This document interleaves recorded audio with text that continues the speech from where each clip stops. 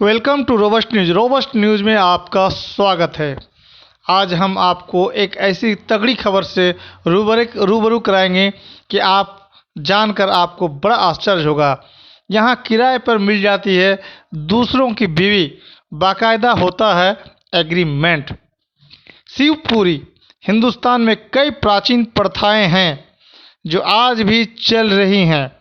आज जब महिलाओं को आगे बढ़ाने और उनके अधिकारों के लिए कानून बनाए जा रहे हैं, उन्हें बराबरी का दर्जा दिया जा रहा है, ऐसे में यह प्रथा सभी को झकझोर देती है।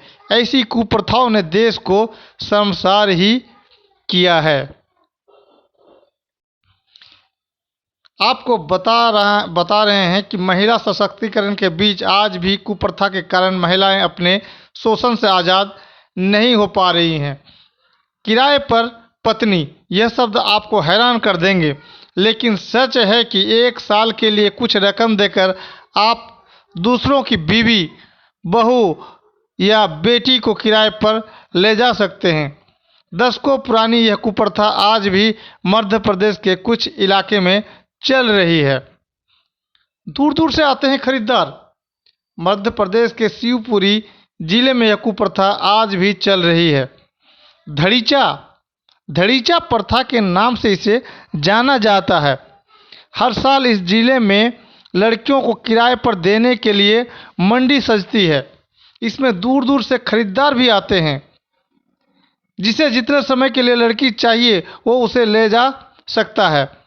कई लोग एक साल के लिए महिला को अपने साथ ले जाता है। एक साल उसे अपनी बीवी के तौर पर रखता है, बाद में उसे वापस छोड़ जाता है। आगे आपको बता दें, 15,000 से 25,000 है कीमत।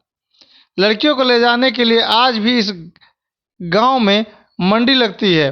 कोई 15,000 में ले जाता है तो किसी का सौदा 25,000 से ऊपर लगाया जाता है। इस मंडी में दूर दूर से खरीदार लड़कियों या महिलाओं को लेने आते हैं। अब एक और इंटरेस्टिंग चीज़ बताते हैं। चाल ढाल से लेकर खूबसूरती भी देखते हैं लोग।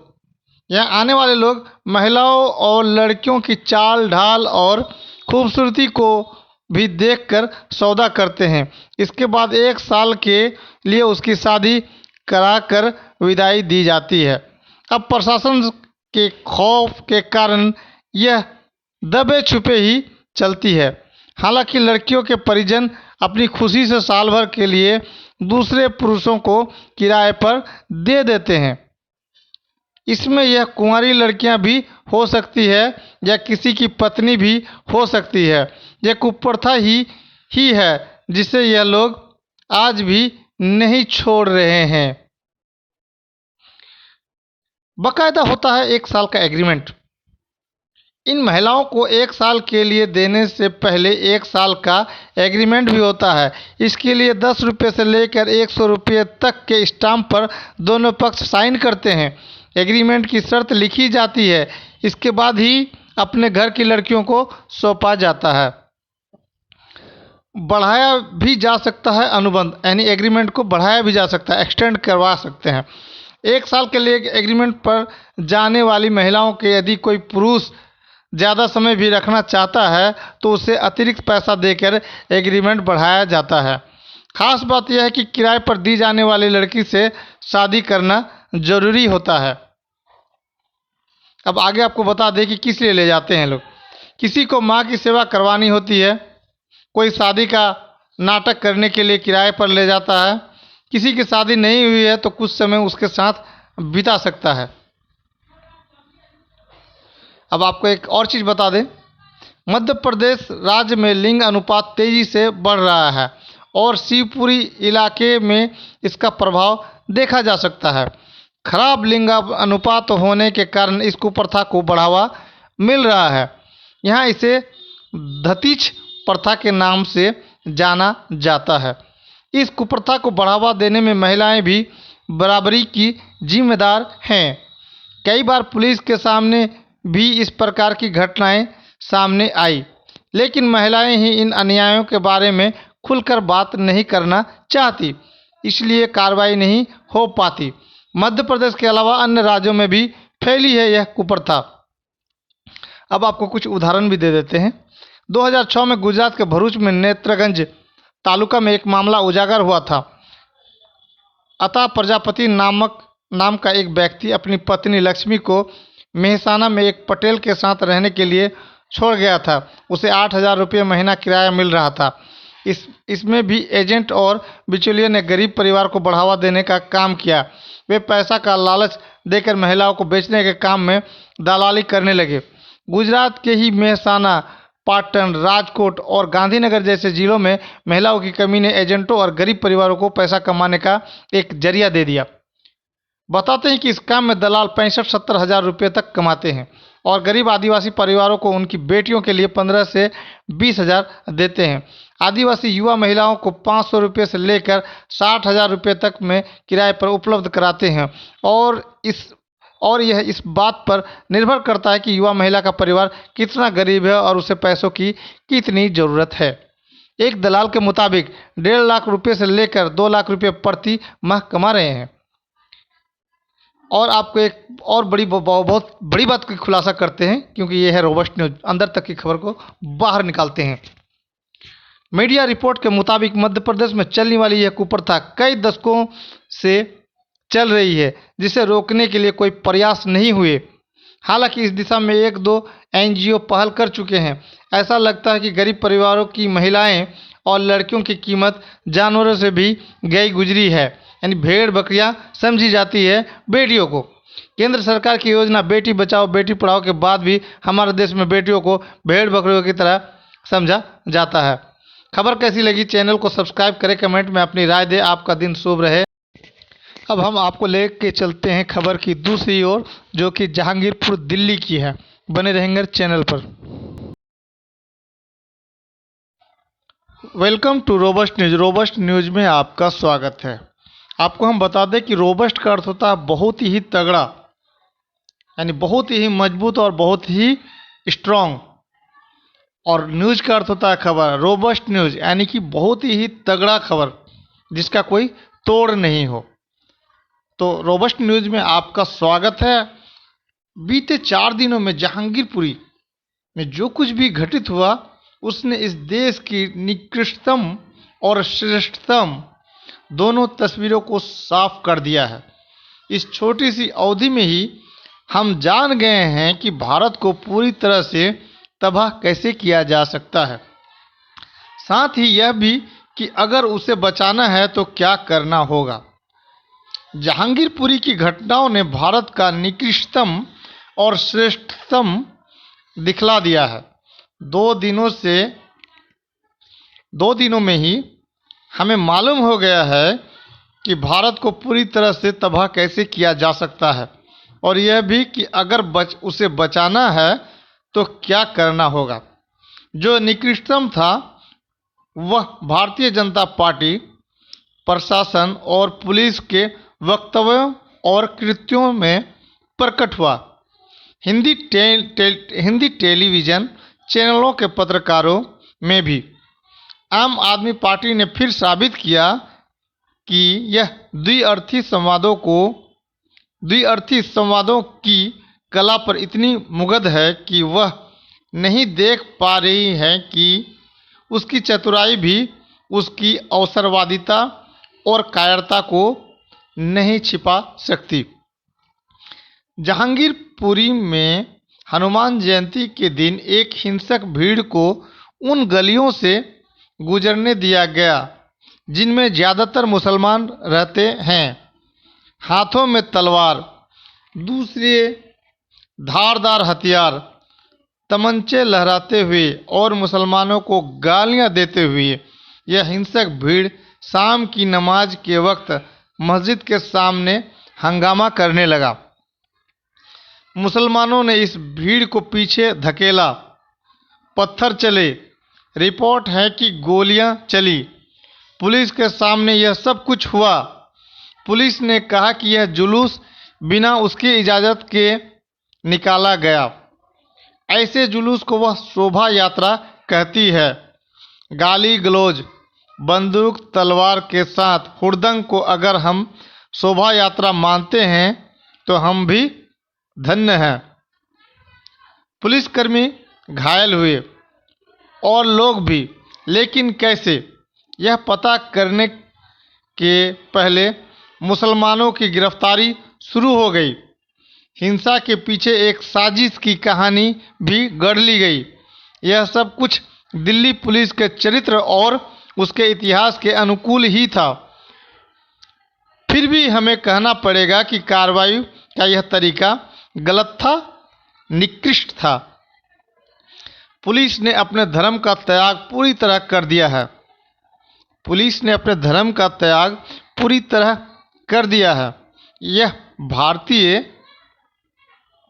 जनता पार्टी की राजनीतिक परियोजना को लागू करने वाला दंडात्मक बल मात्र बनकर रह गई है। इसमें उसे आनंद भी आ रहा है। सारी प्रक्रियाओं को धत्ता बताकर मुसलमानों के खिलाफ द्वेषपूर्ण हिंसा में भाग लेना, बल्कि उसे कानूनी जामा पहनाना ही दिल्ली पुलिस का मुख्य काम रह गया मालूम पड़ता है। पुलिस ने इस हिंसा के बाद एक बार बयान जारी किया कि बिना अनुमति जुलूस निकालने के लिए उसने विश्व हिंदू परिषद के नेता को नोटिस जारी की। यह भी कि शायद इस अपराध के लिए एक जिम्मेदार नेता को गिरफ्तार भी किया है। पर तुरंत ही परिषद ने पुलिस को सार्वजनिक रूप से उसके खिलाफ युद्ध की धमकी दी। तुरंत पुलिस ने सफाई दी कि नेता से सिर्फ तफ्तीश के सिलसिले में बातचीत की गई थी। ऐसा करके उसने गुंडों के सामने अपना इकबाल खत्म कर लिया। इसकी उसे परवाह नहीं, बल्कि उनके दल भारतीय जनता पार्टी के प्रति उनकी वफादारी साबित करने का उसे संतोष है। भारतीय जनता पार्टी के नेताओं ने फौरन प्रचार शुरू किया कि जहांगीरपुरी में बांग्लादेशी और रोहिंग्या अवैध रूप से अतिक्रमण करके रह रहे हैं और इस हिंसा में उनका हाथ है। यह मांग भी शुरू हो गई कि अतिक्रमण हटाया जाए और इस मांग का उत्तरी दिल्ली नगर निगम ने तुरंत दिया। हिंसा के अगले ही दिन उन गलियों के बाहर बुलडोजर खड़े हो गए, गलियों को तालाबंद कर दिया गया और वहां के रहने वालों को कैद करके उनकी दुकानों को ढहाना शुरू कर दिया। शहर के वकील सक्रिय हुए, शहर के वकील एक्टिव हुए। उच्च न्यायालय और सर्वोच्च न्यायालय के सामने अर्जी लगाई कि इस अतिक्रमण विरोधी अभियान को फौरन रोका जाए। सर्वोच्च न्यायालय ने इस कार्रवाई को तत्काल रोकने का आदेश दिया, लेकिन मेयर और अधिकारियों ने खबर मिलने के बाद भी बुलडोजर नहीं रोके। इससे यह साफ हो गया कि वे मात्र अपना कर्तव्य नहीं निभा रहे थे और नाकानूनी व्यवस्था लागू करने की बाध्यता के कारण वे दुकानों, घरों और मस्जिद को ढहाने का काम कर रहे थे, जो कोई भी अपनी इच्छा से नहीं करना चाहेगा। लोग मजबूरी में यह करते हैं क्योंकि ऐसा उन्हें करना पड़ता है। लेकिन जब सर्वोच्च न्यायालय ने उन्हें रोक दिया, तब भी उन्होंने ध्वंस जारी रखा, बल्कि आदेश दिखाने के बाद भी कहा कि जब तक उनके हाथ कागज आधिकारिक तरीके से नहीं आता, वे नहीं रुकेंगे। इससे साफ हो गया कि यह मात्र मुसलमानों को प्रताड़ित, परेशान करने का बहाना था। इससे इस राजनीतिक दल का ही नहीं, बल्कि प्रशासकों के भीतर के निकृष्ट मुसलमान विरोध का भी एक और प्रमाण मिला। चूंकि अभी भी उन्हें प्रक्रिया की आड़ लेनी है, तो इस विध्वंस में हिंदू भी चपेट में आ गए, लेकिन इरादा साफ था। इस बीच हिंदी जनसंचार माध्यमों ने अपने भीतर के निकृष्ट मुसलमान विरोध का अश्लील प्रदर्शन हुआ। मुसलमानों के घर टूट रहे हैं, उनकी रोजी रोटी के साधन नष्ट किए जा रहे हैं। यह देखकर जो उछल रहा है नाच रहा है, चीख रहा है, वह क्या इंसान भी है? पत्रकार होने की बात तो छोड़ ही दीजिए।